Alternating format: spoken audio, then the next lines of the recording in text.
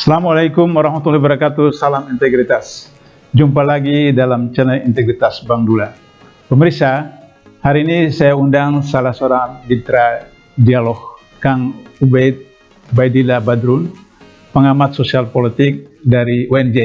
Iya. Apa kabar? Baik, Bang Dula. Alhamdulillah sehat. Ya. Bang Dula sehat juga ya. Alhamdulillah. Sama-sama alumni UNJ, cuma saya S3-nya aja. Nah, sekarang sama alumni nih kita. Ya, sama-sama alumni seperti itu. Oke, Kang Ubed, ini kita lihat kondisi politik hari ini dalam kaitan dengan integritas. Kira-kira menurut Kang Ubed, peristiwa yang mutakhir yang melanda Partai Demokrat, salah satu partai pernah berkuasa di Indonesia, kira-kira apa itu fenomenanya itu, Kang Ubed? Itu fenomena unik itu. Fenomena unik dan aneh ya. Iya. Karena memang kan sesuai di dalam politik ada namanya keadaban politik. Iya. Keadaban politik itu lahir karena ada integritas. Betul. Nah, di antara keadaban itu adalah ya semacam sopan santun politik lah. Iya.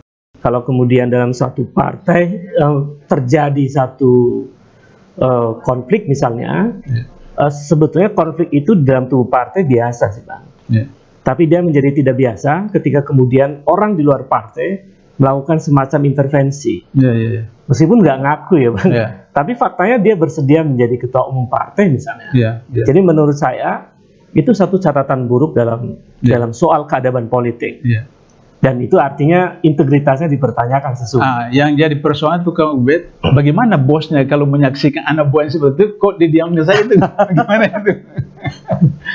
Satu kantor ya. Satu kantor. Jadi mestinya ya bosnya tahu bahwa apa yang dilakukan oleh bawahannya adalah agenda yang diketahui oleh beliau. Kemudian yang kedua, tentu saja kalau itu kemudian melanggar etik politik, mestinya ditegur. Kalau yang bersangkutan punya etika, punya integritas, di mana salah satu poin dari integritas itu kan ada kejujuran, ada moralitas dan lain-lain, mestinya bisa mundur sih, Bang, sebetulnya. Sebagai, maaf kalau saya sebutkan sebagai kepala KSP ya, itu bisa mundur jika beliau memiliki integritas. Jadi kalau memiliki ketua umum partai, ya lepaskan jabatan ketua KSP-nya. Apakah ini ada kaitannya dengan Pilpres 2024 kira-kira? Bisa saja. Bisa saja ya. Karena kan 2024 itu adalah ruang kontestasi yang memungkinkan setiap orang terlibat. Termasuk tokoh baru. Kan orang selama ini mengenal tokoh-tokoh calon capres itu, misalnya ada, maaf saya sebutkan, Prabowo misalnya, ada Anies Baswedan, ada Ganjar, ada Ridwan Kamil, dan lain-lain. Mungkin di situ beliau mau ngisi celah yang kosong, bahwa ada loh tokoh alternatif selain mereka untuk bisa terlibat di dalam kontestasi Pilpres. Tapi nggak bisa langsung untuk dicalonkan kecuali dia memiliki partai politik misalnya. Jadi ada semacam kekuatan negosiasi yang lebih ketika dia menjadi pemimpin partai politik. Saya kira dari situ memungkinkan analisis bahwa ini ada hubungannya dengan 2024.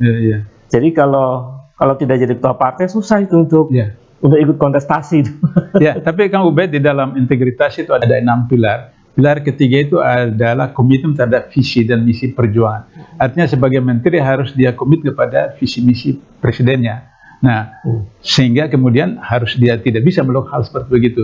Nah, apakah itu dalam kaitan dengan oligarki partai, oligarki pengusaha, atau gimana itu Kang Ubed? Ya, saya kira komitmen pada visi itu memang memerlukan satu satu kesadaran bahwa dia berorientasi pada tujuan yang luhur kan. Tapi ketika tujuan luhurnya itu justru dikendalikan oleh oligarki ekonomi misalnya, karena kan untuk menjadi ketua partai tidak murah itu, Pak. Butuh biaya besar misalnya. Kalaupun itu ongkos pribadi juga cukup besar. Jadi artinya memungkinkan bahwa proses itu ada keterlibatan oligarki ekonomi. Nah, jika itu yang terjadi, itu sesungguhnya pintu dari bahaya berikutnya. Karena ketika politik dikendalikan oleh kekuatan oligarki ekonomi, maka yang terjadi komitmen pada visi itu sebagai salah satu prinsip integritas itu nggak mungkin akan dilaksanakan, Pak. Sulit misalnya. Karena dia akan dikerangkeng oleh kekuatan oligarki ekonomi itu. Bagaimana dia mau mencapai cita-cita bernegara misalnya, Tapi oligarki ekonomi kan kepentingannya finansial, capital kan. Bagaimana mereka mengumpulkan finansial di dalam arena politik kan. Jadi saya kira itu persoalan Bang, kalau kemudian yang terjadi adalah justru ada peran oligarki ekonomi di dalam perebutan ketua umum partai, itu merusak tatanan integrasi. Tapi Kang Ubed, ada fenomena yang kita lihat ketika pembahasan RUU Minerba, RUU COVID-19, RUU Amandemen Undang-Undang KPK, RUU Cipta Kerja, itu yang menolak itu hanya Partai Demokrat dengan PKS. Nah, apakah dengan mengambil alih Partai Demokrat ini menuju kepada sistem partai tunggal seperti di Cina, seperti itu? Oh iya, ini analisnya jadi makin luar biasa ya. Tapi itu menarik saya kira, karena salah satu ciri partai atau negara komunis itu kan partainya tunggal. Tapi gagasan partai tunggal itu ternyata sempat muncul juga di kaum nasionalis, dan itu gagasan Soekarno. Ketika tahun 45 Soekarno sempat berkeinginan untuk menghadirkan partai tunggal, partai nasionalis lah semacam itu, yang pemilunya akan dilaksanakan tahun 46. Tapi kan Bung Hatta kemudian menasihati Bung Karno bahwa republik ini adalah negara demokrasi. Mengapa menggunakan kata republik? Karena memang mengutamakan publik, mengutamakan rakyat. Karena itu menghargai keragaman pemikiran, ideologi, maka partai harus banyak, boleh tidak hanya satu. Maka kemudian kan muncul, kalau tidak salah, maklumat nomor X pada waktu itu. Jadi gagasan Bung Hatta yang sesungguhnya menyelamatkan republik sebagai republik, bukan republik dalam konteks negara satu ideologi begitu. Dan kalau kemudian ini mengarah kepada partai tunggal, ada kemungkinan maksudnya adalah partai dikendalikan dalam kekuasaan tunggal. Partainya mungkin beda, tapi kendali kekuasaan itu ada dalam satu komando. Dan itu akan membuat, menurut saya, demokrasi menjadi tidak sehat. Demokrasi menjadi tidak sehat, suasana politik menjadi, mungkin suara-suara kritis akan hilang. Ya, saya teringat ketika masih di SMA itu yang disebut dengan Nasakom. Itu partai-partai nasionalis agama komunis, dan itu apakah ini kemungkinan bisa berulang lagi karena ada RUU HIP dan RUU BPP? Kira-kira Kang Ubed bisa melihat ke sana gitu, ke arah partai tunggal itu? Saya melihat ada indikasi, karena saya khawatir kalau itu ditafsirkan sebagai satu ideologi mutlak yang digagas di episode awal Bung Karno itu, lalu ditafsirkan secara tekstual oleh partai penguasa saat ini, sehingga kemudian ingin disatukan dalam suatu ideologi politik begitu, sehingga mirip-mirip mungkin gagasan Nasakom itu bisa saja kemudian terjadi. Inginnya bahwa rezim ini dikendalikan dalam satu komando kekuatan politik. Nah, saya kira ada kemungkinan semacam itu, mungkin dengan pola yang sedikit berbeda. Ya, kalau begitu kita harapkan masyarakat, untuk khususnya mahasiswa, Kang Ubed yang aktif di dunia kemahasiswaan, menggerakkan mahasiswa itu untuk harus aware kalau nanti, karena dalam Proklamasi tahun 2021 RUU HIP itu masuk dalam itu.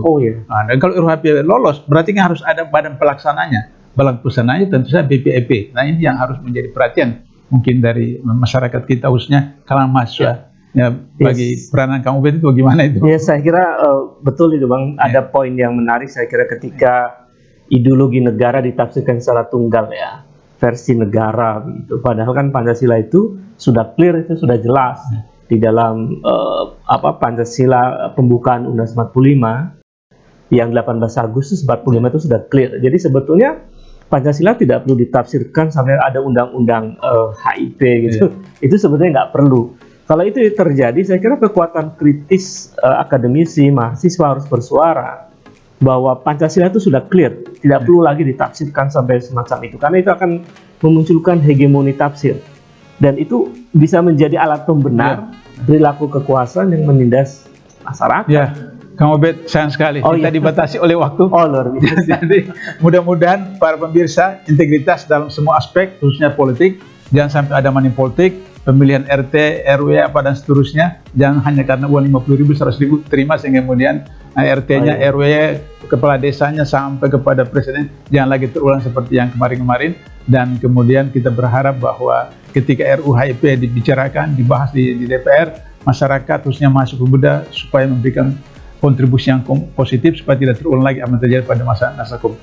Pemirsa, kita jumpa lagi pada periode atau episode yang lain. Terima kasih. Bila tuqul hidayah. Assalamualaikum warahmatullahi wabarakatuh. Salam integritas. Salam integritas.